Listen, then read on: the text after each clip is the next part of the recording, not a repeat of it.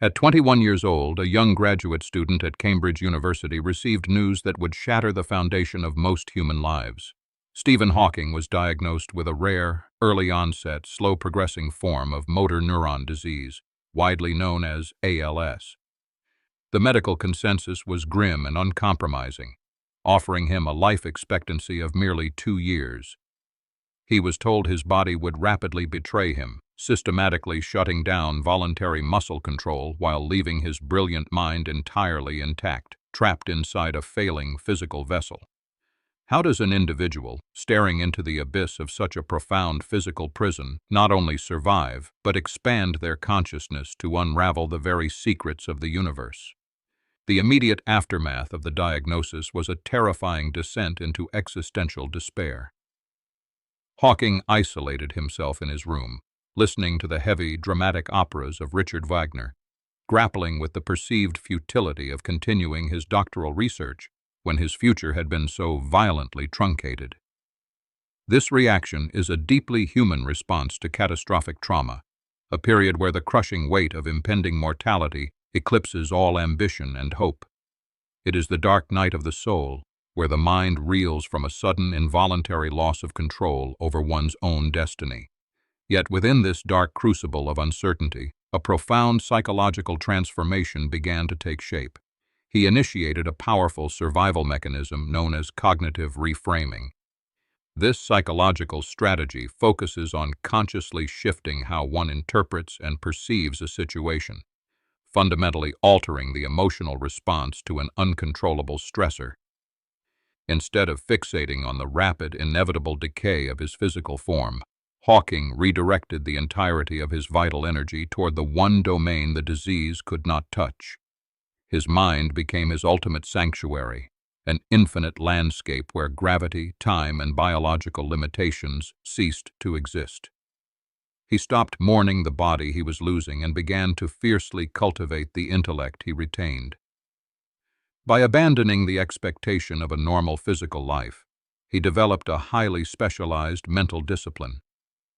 As his ability to write out long, laborious mathematical equations on chalkboards faded, he was forced to adapt. He began to visualize complex theoretical physics in vivid geometric shapes, holding vast, multidimensional problems in his mind's eye. This was not merely a coping mechanism for a tragic circumstance, but a highly specific behavioral adaptation. It was the deliberate forging of a new cognitive architecture designed to bypass his failing biology, allowing him to manipulate the fabric of space-time entirely within his own imagination. The echoes of that early existential dread still lingered, but they were now channeled into an urgent, driving force for his life's work in cosmology.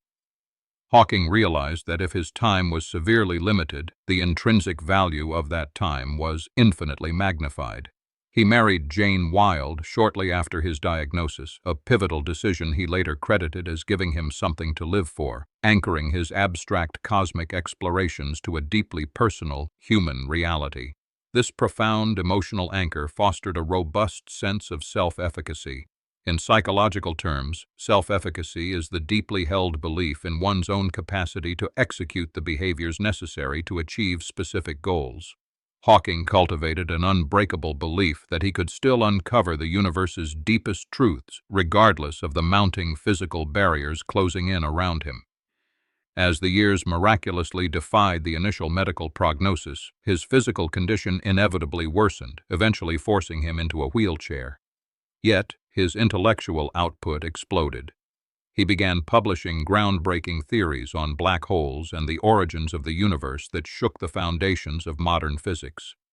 The stark contrast between his collapsing physical frame and his expanding intellectual dominance challenged profound societal biases regarding disability.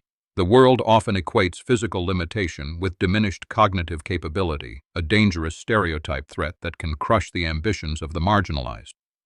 Stereotype threat occurs when individuals feel they are at risk of confirming negative prejudices about their social group, often leading to decreased performance and internalized doubt. Hawking dismantled this bias entirely on a global stage. He refused to be patronized or marginalized by a society that frequently underestimates the disabled. By demanding intellectual rigor from his peers and refusing to lower his own academic standards, he proved that human value and potential are absolutely not tethered to physical autonomy. He forced the scientific community, and eventually the world, to engage with his mind on its own formidable terms. But the universe demands a heavy toll, and a new, terrifying layer of adversity arrived in 1985. During a trip to Geneva, Hawking contracted a severe case of pneumonia. To save his life, doctors were forced to perform an emergency tracheotomy, permanently stripping away his ability to speak. For a man whose entire existence was predicated on communicating unimaginably complex ideas to colleagues and students, the sudden loss of his voice threatened to be the final, insurmountable barrier. How does a mind, already stripped of movement, continue to shape global scientific thought when it is plunged into absolute, suffocating silence? The answer lay in his unparalleled grit, defined in modern psychology as the passionate, relentless perseverance toward long-term goals despite significant, ongoing obstacles.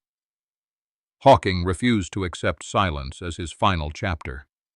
The introduction of a computer program and a revolutionary speech synthesizer became his new lifeline to the outside world.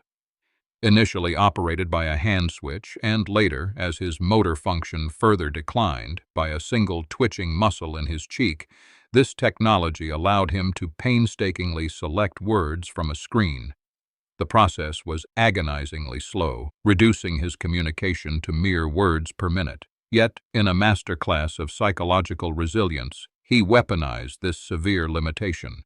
The agonizing slowness of the speech synthesizer forced him to distill his thoughts with absolute, uncompromising precision. Every sentence was carefully constructed, stripped of all unnecessary filler, resulting in a profound, almost prophetic style of communication that captivated audiences worldwide. He turned a devastating loss of biological function into a unique, powerful, rhetorical advantage. He did not just adapt to the synthesizer. He mastered it, transforming a robotic cadence into the undeniable voice of human genius. This extraordinary adaptation is a pure embodiment of post-traumatic growth. This psychological phenomenon occurs when individuals experience highly positive psychological change and elevated functioning as a direct result of enduring highly challenging, life-altering crises. Hawking did not merely bounce back to his baseline state after losing his voice. He evolved. He used the trauma of the tracheotomy to refine his focus, realizing that his words were now precious commodities that could not be wasted. This intense emotional regulation allowed him to bypass the frustration of his locked-in state and maintain his prolific output. The robotic voice of the synthesizer quickly became instantly recognizable, an iconic auditory symbol of human brilliance triumphing over biological destiny. When he published his landmark book, A Brief History of Time, it shattered publishing records, remaining on the bestseller list for years and bringing the most complex ideas of theoretical physics to the general public. He was no longer just a brilliant scientist operating in the esoteric, hidden realms of academia. He had become a global cultural icon, a beacon of what it means to transcend human limitation and explore the cosmos from a wheelchair. The dark lessons from that initial grim prognosis in his early 20s never faded, but they were entirely rewritten by his own hand. He lived with the constant, looming shadow of death for over 5 decades, defying medical science with every breath. This relentless proximity to mortality did not breed nihilism or bitterness, but rather a profound, joyful appreciation for the sheer improbability of human existence. He often remarked on the immense privilege of simply being able to understand the universe, a perspective that highlights the immense power of finding deep, intrinsic meaning as a psychological buffer against unimaginable suffering. Stephen Hawking's journey forces us to critically re-examine the specific mental frameworks we use to evaluate our own daily struggles. We are rarely faced with the extreme, compounding physical deprivation he endured, yet we frequently allow minor setbacks and internal doubts to derail our grandest ambitions. His life stands as a towering testament that the boundaries of human achievement are not defined by the circumstances we are handed, but by the psychological fortitude we deliberately cultivate in response to them. He demonstrated to the world that true resilience is not simply enduring pain, but actively transforming it into a vehicle for extraordinary purpose. The human mind, when relentlessly focused and disciplined, possesses an astonishing, almost limitless capacity to adapt, to innovate, and to conquer the seemingly impossible. Stephen Hawking did not just survive ALS. He used the severe constraints of his physical reality as a launch pad to send his intellect into the stars, leaving behind a legacy that will forever illuminate the boundless, unbreakable potential of the human spirit.